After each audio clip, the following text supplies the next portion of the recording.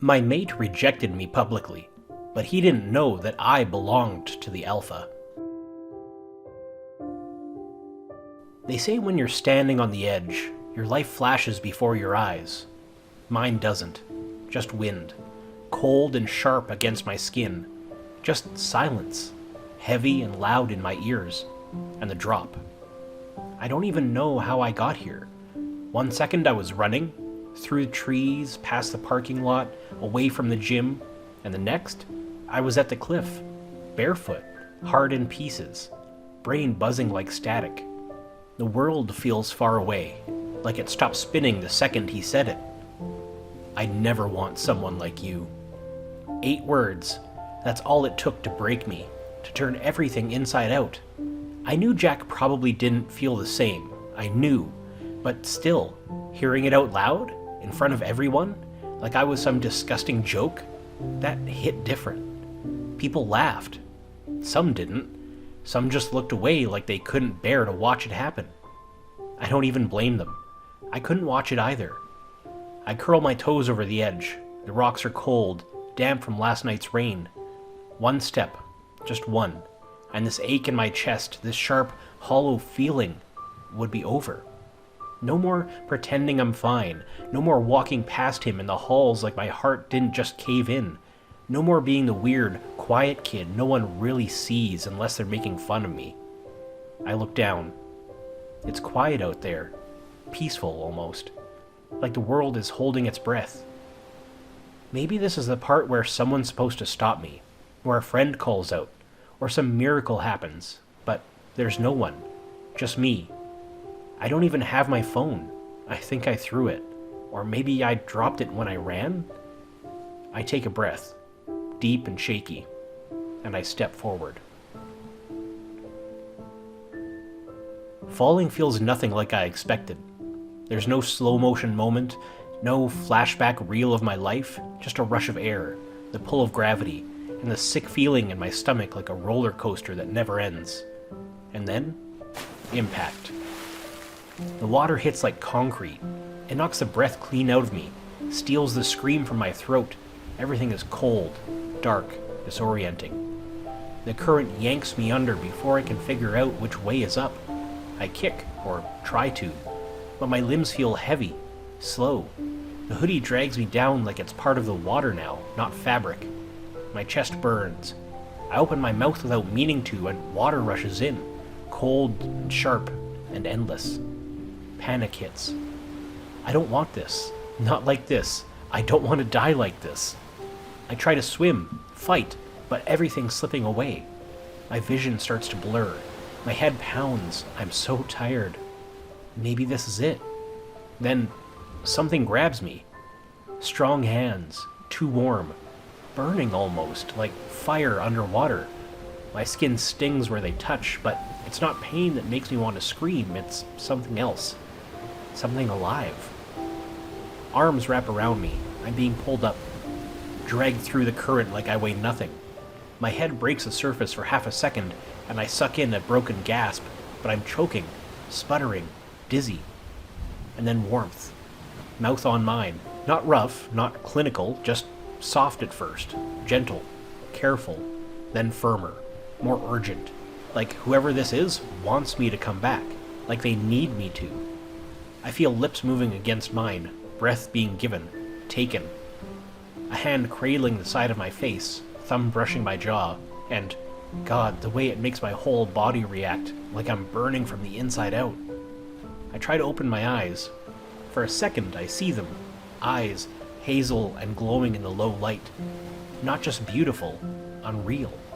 Locked onto me like I'm something fragile, something worth saving. Then, darkness again. I wake up coughing, gasping. I'm on the shore now, soaked. Sand stuck to my arms and face. My chest aches like I've been slammed by a truck and set on fire. But I'm breathing. I'm alive. I push myself up slowly, groaning. Everything hurts. My lungs, my head, my ribs. But I'm here, somehow. And I'm alone. There's no one around. Just the sound of waves and wind through the trees. No footsteps, no voices.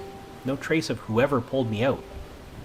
I glance around, confused, dazed, and that's when I see it.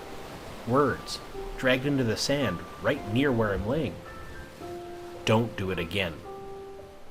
I stare at it for a long time. My heart thuds in my chest. It should feel creepy. It doesn't. It feels grounding. Like a rope pulling me back to the surface. Like someone saw me, even when I didn't want to be seen, and decided I was still worth saving.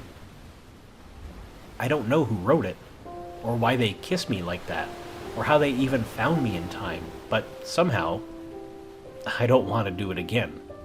Not right now. Not after this. The next day.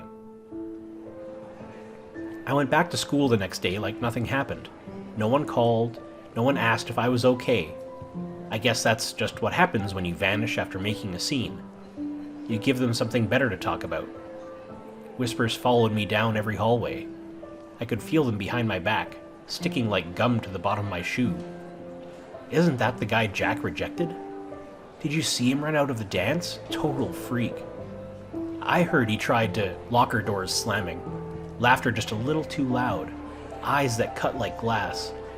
I kept my head down, pretended I couldn't hear, pretended I was fine, but I wasn't. I hadn't slept. Every time I closed my eyes, I was back in the water, burning, drowning, gasping.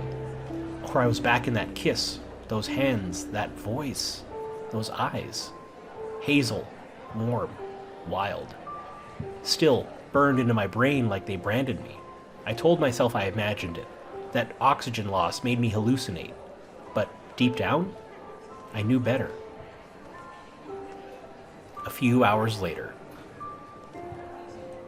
That's when the weird stuff started. First, it was my hearing. I could hear conversations happening way across the cafeteria. Then it was my nose. Someone opened a soda 2 tables over, and I smelled it like they dumped it on my lap. Then there were the animals.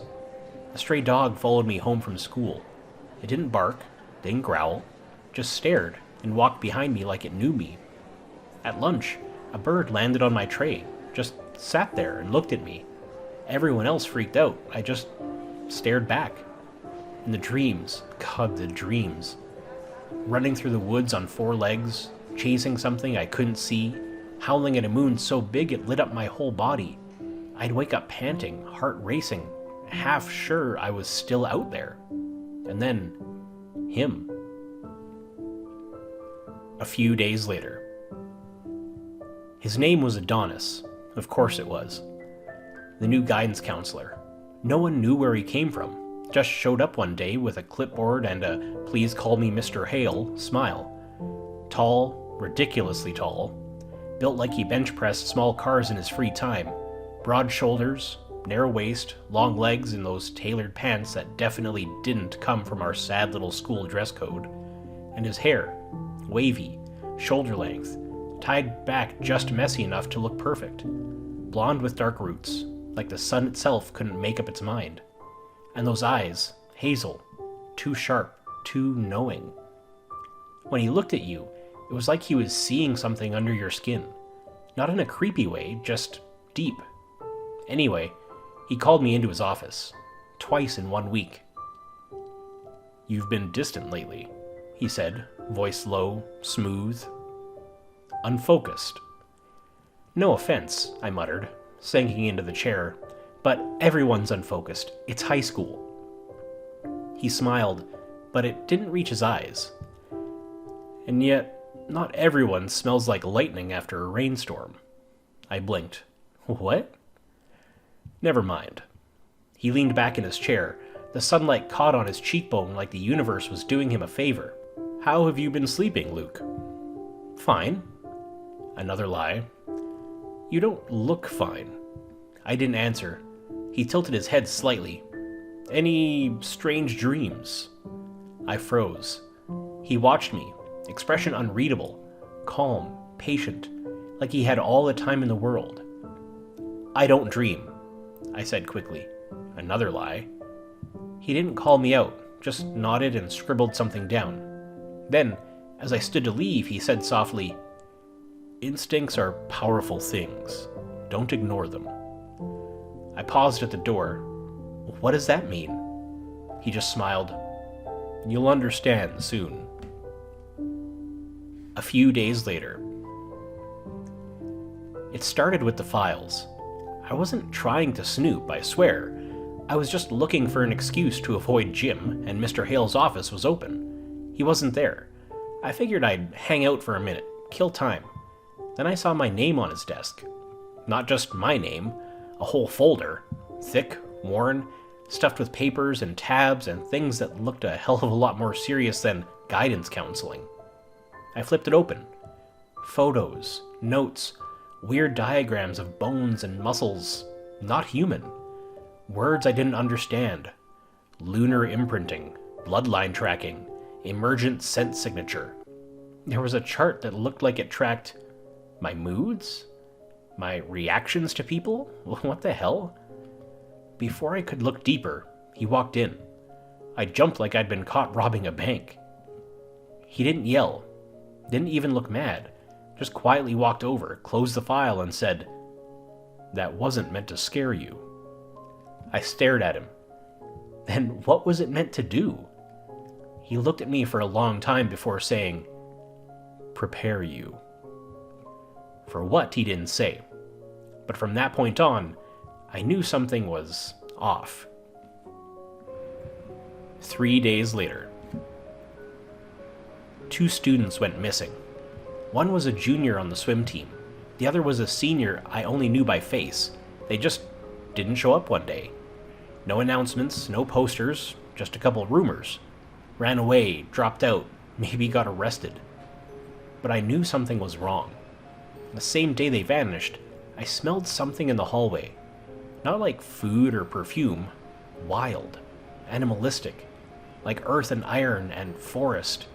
It made my skin prickle, made my head spin. And that night, I dreamt of claws.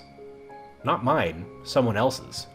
Big, silver-tipped claws reaching through the trees, dripping with blood.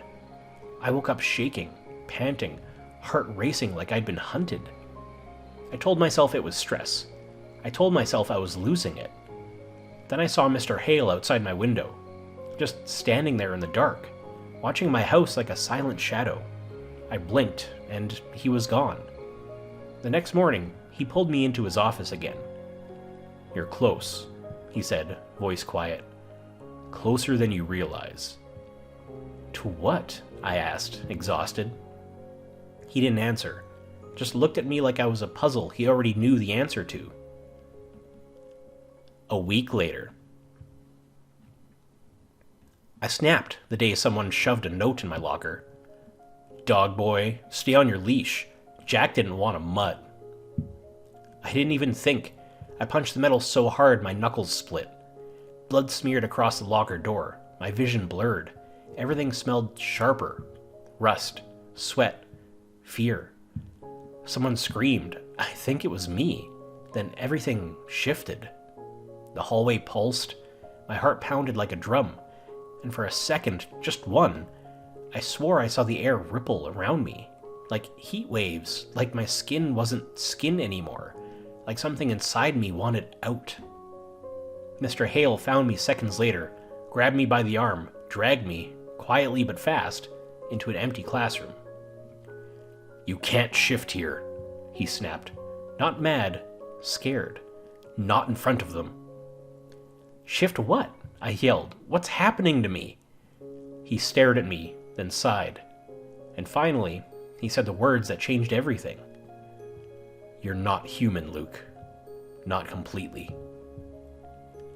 A few minutes later. I didn't believe him. Not really. Not until he led me into the basement beneath the school. There's a door behind the boiler room, thick steel and chained, locked with a keypad. He typed the code without even glancing at the numbers, like he'd done it 100 times. When it opened, a wave of cold mineral air hit my face and we started down the stairs, our footsteps echoing in the dark. We reached an underground room, a cavern really, stone walls sweating with damp, lanterns burning low on hooks, strange symbols carved deep into the floor. The air tasted old, almost electric. This place felt both ancient and sacred. It shouldn't exist, but it felt right, and wrong, and undeniably real. Adonis turned to me, voice lower, words stretching out in the cold. This isn't just a school, not for people like us. It's a sanctuary, a gathering point, even a place for tests and training. For our kind, and for those who know we exist.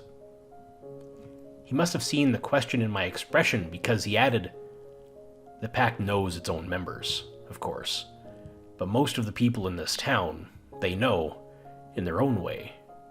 Some people believe in us the same way they believe in winter storms and old legends. Others hear rumors or see things they can't quite explain. Too large shadows, wounds that heal too fast, the howling in the woods. There aren't many secrets left. Some just ignore it, telling themselves it's superstition. Others think it's all madness.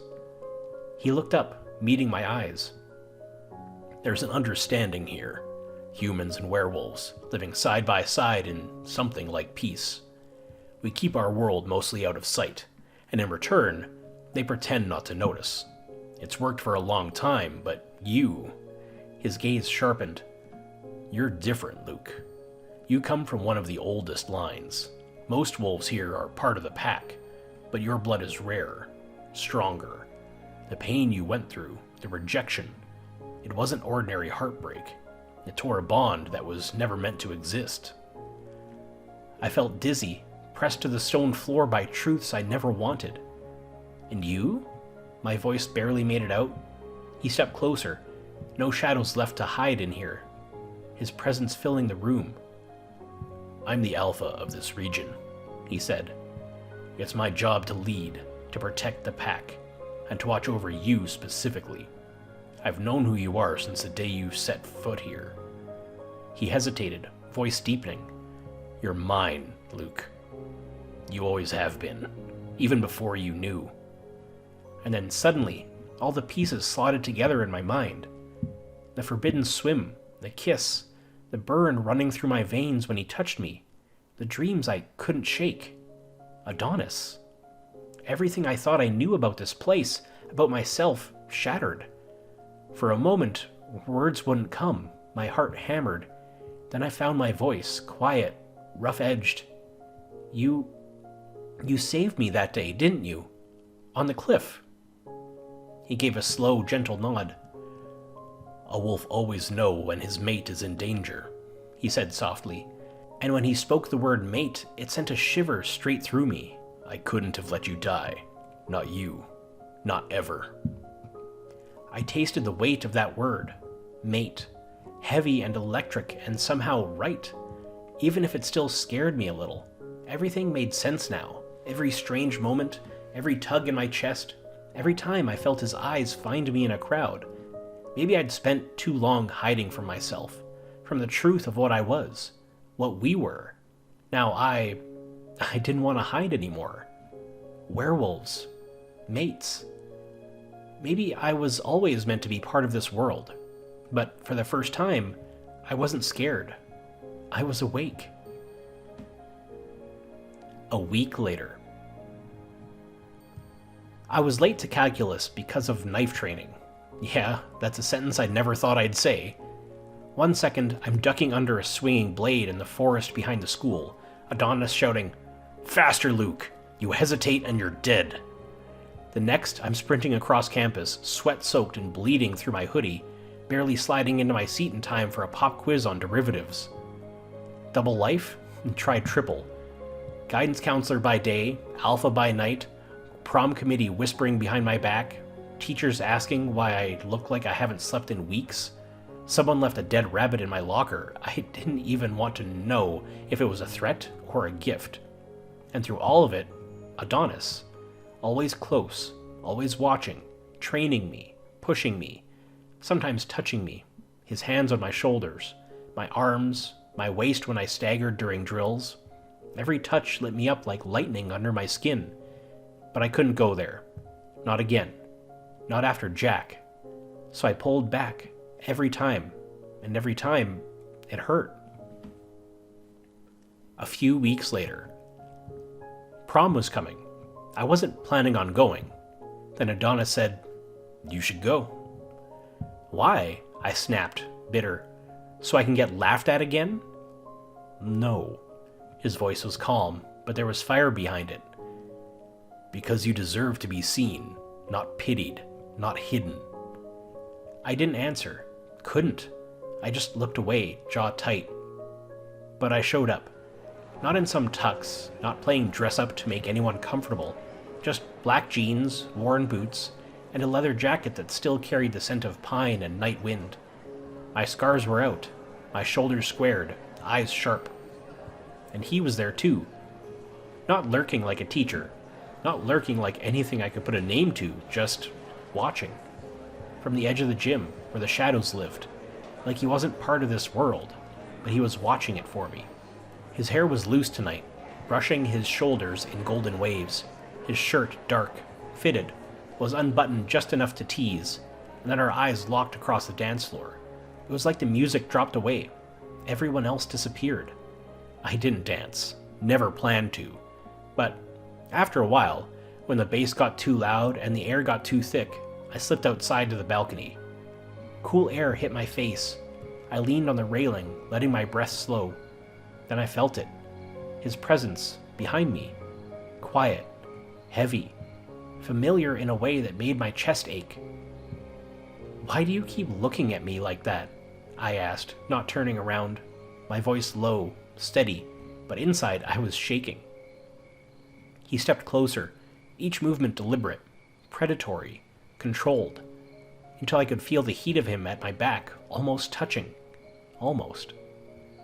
"Because you're mine," he said, voice low and rough, like gravel under velvet.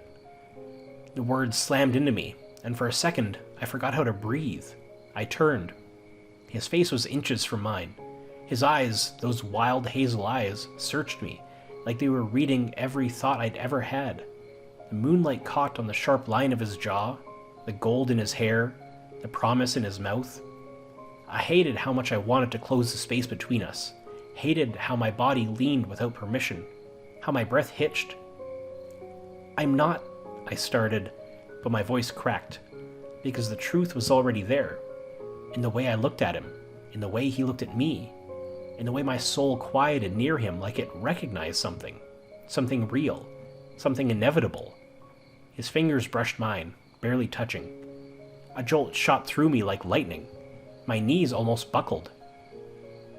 "Say it," he whispered. I didn't. Couldn't. But I didn't pull away either. And when he leaned in, so close I could feel his breath, feel the warmth of his mouth hovering near mine, I knew. I was falling hard, and some part of me didn't want to stop. A few days later. Things were getting worse. Whispers in the halls, new students showing up mid-semester with eyes too bright and teeth too sharp, rival packs moving in, blending like camouflage. Someone spray-painted "pet" on my locker. Someone else whispered, "He's just the alpha's plaything." And I tried to ignore it. I tried. But then, during combat drills, something happened. Adonis pinned me, his chest against my back, his hand at my throat. Instead of freezing or panicking like usual, I flipped him. Flipped him. He hit the ground hard and just laughed, like I'd surprised him, like he'd been waiting for it. "You felt it, didn't you?" he asked. I had. Power. Fire in my blood, my vision sharper, my pulse sinking with something ancient. "What am I?" I whispered. His smile faded. "You're not just my mate, Luke. You're heir to something forgotten." It scared me, but it felt right too. Like I'd been trying to be small, but I was never meant to be. A few days later. Graduation was in 3 weeks, but it didn't feel like an ending. It felt like a countdown. There were whispers about a challenge, about a rival alpha demanding a claim, about blood rights and ancient law, and through it all, Adonis never left my side. He trained me harder, stayed with me longer. Our touches lingered, our arguments got sharper. And the way he looked at me, God, it wasn't lust, it wasn't pity, it was need. Like something in him had been waiting for me for years. And now that he had me close, he couldn't let go. And me? I kissed him. Late one night, after drills, after silence, after he touched my face like I was fragile and fire all at once, I kissed him. It wasn't sweet, it wasn't soft, it was hungry, desperate, like we were making up for every second we'd wasted. He kissed me back like I was his heir, and we pulled apart, breathless, bruised. He whispered, "No more running, Luke." I didn't say anything, but I stayed. A few days later. It happened on a Thursday. We were training again, like always, but this time it was different. Adonis was different. He wasn't just teaching me how to fight or how to control the power inside me. He was looking at me, like I was the only person who mattered, like the rest of the world could just disappear. I tried to push it down. I tried to stay focused. The moon was closer, and I could feel it pulling at me, like it was calling me to something bigger, something more than I'd ever understood. "You're holding back," Adonis said, his voice low, patient. "You're still afraid of what you are." "I'm not afraid," I shot back, but even I didn't believe it. "You're lying." I clenched my fists, my nails digging into my palms. "I'm not like you," I said, fighting to keep my voice steady. "I don't have the answers. I don't know who I'm supposed to be."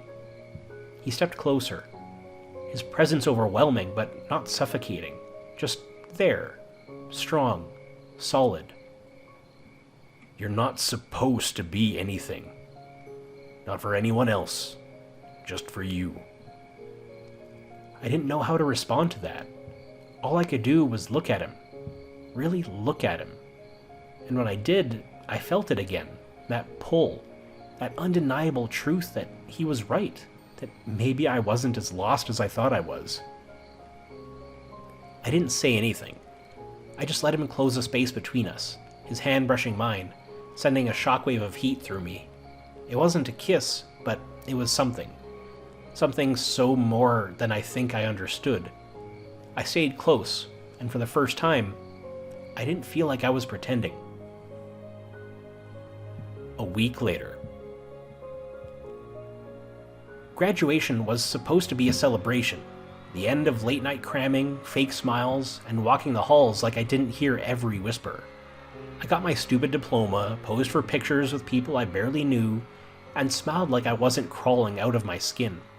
But it didn't end there. Adonis didn't even say anything when I walked off the field. He just gave me this look, like, now it really begins. I followed him without question, into the forest behind the school, where the trees stretched tall and the moon poured down like liquid silver. There were others waiting. I didn't recognize them at first, just shadows between the trees. But I felt them, their presence, their pull. The energy in the air was thick, like thunder before a storm. The full moon was high, massive, almost too bright. It wasn't like anything I'd ever felt.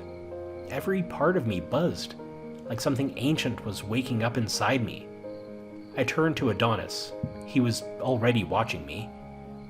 "You okay?" he asked. I shook my head, but it wasn't in fear. "No, I'm buzzing." He smiled. "That's your wolf." My mouth went dry. "You're serious?" His eyes glowed gold for a second, and then he shifted. Right there in front of me. One blink and his human body melted into something massive and golden, fur shimmering like sunlit wheat, power humming off him in waves. His form was terrifying and beautiful. The others shifted too, one by one, no words, just raw instinct. And I was standing in the center, heart racing, lungs on fire. "Let's go, Luke," Adonis said through the bond. Not words exactly, more like a feeling. And somehow, I did know how. Like my bones remembered something my brain didn't. It hurt, not gonna lie. My body cracked and stretched, skin burning as something ancient took over, but the moment I hit the ground on 4 legs instead of 2, I felt it. Freedom. Everything went quiet, except for the rhythm of the woods and the steady, grounding pulse of him, Adonis. I turned to him, my vision sharper, senses dialed up all the way. And when our wolves locked eyes, I knew he was mine. Not because he saved me, not because I needed someone, but because in this form, this truth, every part of me recognized him. He wasn't just the alpha, he was my other half, my mate. We moved toward each other, slow and deliberate, fur brushing fur, energy sparking in the space between us. The others circled us like they knew what this was. And then I pressed my head to his. When our wolves touched, it felt like something clicked inside me. It was done. No fear, no questions, just belonging. Just us. And under the full moon, surrounded by the pack, I finally understood. This is how it was always supposed to be. A few weeks later. Some mornings, I wake up before Adonis does. I don't even move. I just lie there and watch him breathe. Hair all messy, mouth slightly parted, one arm draped around my waist like he's scared I'll disappear. His warmth is all over me, inside me somehow. And it still stuns me, this quiet, this peace. Like somehow, after everything, I landed exactly where I was meant to be. We've been good, like really good. He brings me coffee without asking. I fall asleep on his chest. We shift together under the moon.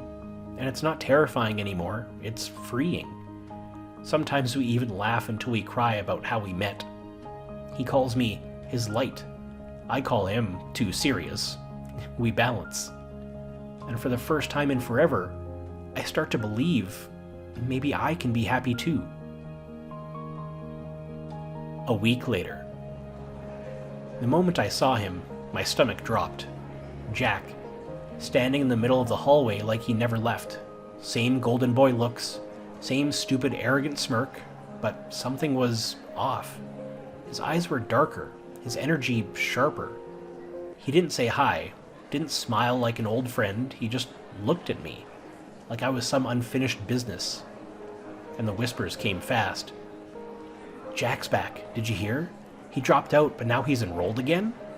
I heard he changed schools after the dance, but came back for Luke. Isn't he the one who... Yeah, he's the one who... Adonis found me pacing near the lockers that afternoon.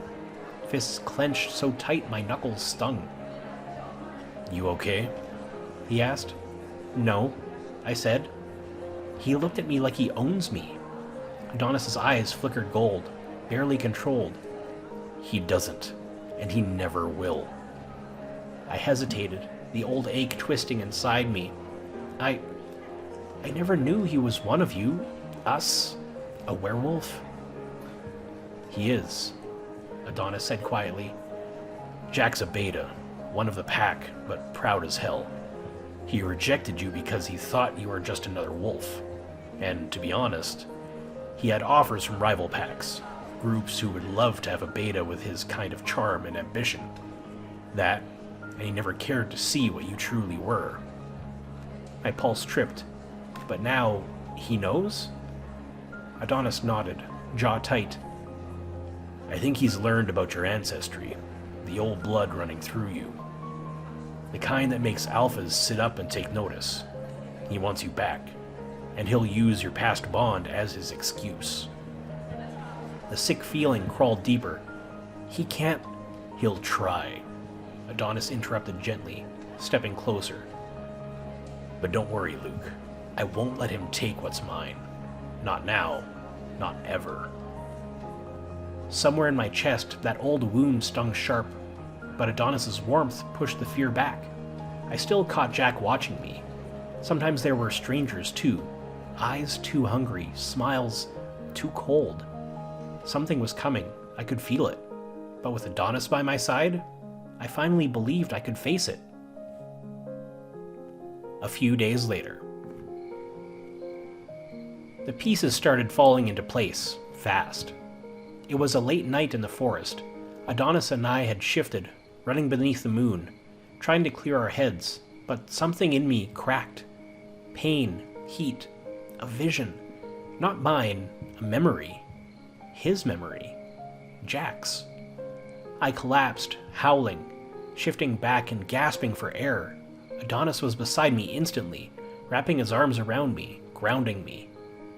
"Luke," he said, voice steady, "you're not just bonded to me." And just like that, the truth unraveled in front of me. I was a wolf. I always had been. It had just been dormant, hidden deep in my bloodline. But the moment Jack and I touched, when he rejected me in front of everyone, he hadn't just broken my heart. He'd snapped a fated connection. A partial one, yes, incomplete, but real. That's why it hurt so badly. That's why I almost didn't survive. And now, he wanted it back. 2 days later. The sky was black, the moon was red.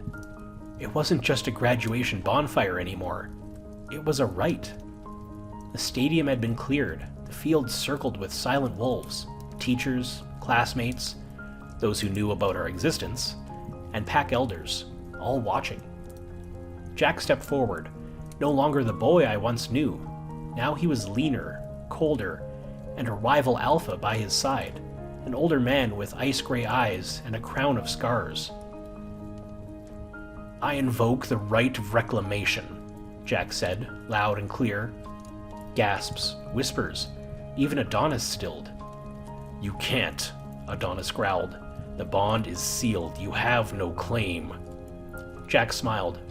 "It was mine first. I want him back, and I have the right to fight for him." I wanted to scream. I wanted to run, but I stood tall instead.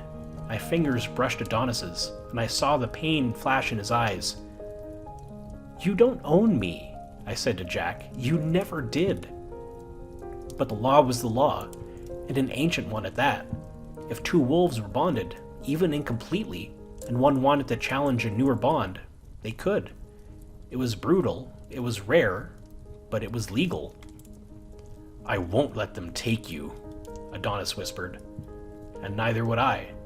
Because this wasn't just about love anymore. This was about me. About standing in the ashes of everything I lost and choosing to fight for what I'd found. Even if it meant tearing the past apart. The next day. They said it was a bonfire, but it wasn't. Underneath the football field, through a gate hidden behind the bleachers and down a tunnel lined with stone and old symbols, was something ancient, circular, massive, a supernatural arena. The air felt heavy with magic. The crowd stood above in silence, some human, who didn't fear us, some not, all waiting. And at the center, me. Adonis had tried to talk me out of it. "You don't have to fight," he whispered. "I'll end this." But I stepped forward anyway. No, this is my fight. I was done letting people choose my fate for me. Jack stood across from me, shirt off, jaw clenched. His eyes glowed gold. The rival alpha behind him watched like a vulture, hungry and sure. The ritual circle pulsed under my feet, old power waking up. My heart pounded so loud I thought it might shatter my ribs. "This isn't about you anymore," Jack said. "It's about what's rightfully mine." "No," I said. "It's about me, and I'm not yours. I never was." The moment the bell rang, he lunged. Fangs, claws, speed I didn't know he had, but I didn't back down. I moved with something more than instinct, like the earth itself was pushing me forward. Every lesson Adonis ever taught me, every scar, every heartbreak, it all fused into something sharp, something unstoppable. He hit hard, but I hit harder. And when I shifted midair, bones cracking, light exploding, I didn't feel fear. I felt free. I landed as a wolf, silver gray fur, golden eyes, power rushing through every limb. The crowd gasped. Jack stumbled back. He'd never seen me like this. Neither had I. And in one final charge, one howl that split the ground, I pinned him to the floor, fangs to his throat. He whimpered, surrendered. The fight was over, but my story wasn't. A few hours later. After the challenge, the arena emptied out. No more whispers, no more doubt. Just me and Adonis standing beneath the full moon, the fire behind us still burning. I felt raw, exhausted, alive. Adonis stepped closer, eyes shining. You were incredible. I was me, I said quietly. Finally. He smiled, and gods, it still did something to me every time. The elders stepped forward, heads bowed, not to Adonis, to both of us. We weren't just alpha and mate. We were equals now, leaders, partners. Later that night, we stood with our classmates on the actual field, caps and gowns, laughter in the air, a weird, perfect mix of normal and not. My diploma in one hand, Adonis's fingers in the other. I wasn't a secret anymore. Not ashamed, not broken, not some scorned kid who got humiliated at a dance. I was Luke, werewolf, graduate, heir to something ancient, and in love with the Alpha who never let me fall alone. And when the moonlight hit just right, and I looked around at both worlds I now belonged to, I smiled. Because, for the first time ever, I knew I'd made it. A few months later. The forest was quiet, the kind of quiet that wrapped around you like a blanket. Birds chirped lazily in the distance, and the sun broke through the trees in warm little beams, catching on the dust in the air. Adonis was lying on his back in the grass, eyes closed, one arm behind his head. His hair, gold and wild, shone like it had caught the sunlight itself. He looked stupidly beautiful. I was next to him, head on his chest, listening to the steady beat of his heart. Safe. That's how I felt now. Safe and soft and whole. We should build a cabin out here, I said, half dreaming. Just disappear. Hunt in the mornings, nap in the afternoons, no more math. He chuckled, that low, warm sound that still gave me goosebumps. You hate chopping wood. True, I grinned. You'd chop, I'd supervise. He opened one eye, smirking. You'd get distracted watching me chop. Also true. We laughed. God, it felt good to laugh like this. No tension, no secrets, just us. His hand slipped into mine, fingers interlocking perfectly. You know, he said softly, I still can't believe you're mine. I looked at him, really looked at him. I'm not yours, I said, and his smile faltered for half a second until I added, we're each other's. That's better. He leaned over and kissed me, slow and deep, like he had all the time in the world, and for once, we did. When he pulled back, our foreheads stayed touching. Alpha and Alpha, he whispered. No, I said, just Luke and Adonis. And somehow, that felt even stronger. We lay there until the sun started to dip below the trees, and even then, we didn't move, because for the first time in forever, we weren't running from anything. We were just here, together, and the future, ours. The end. Do you think it was right of Adonis to let Luke fight Jack for himself? Thanks for watching. Consider subscribing to become a part of our Rainbow Force, and stay wholesome.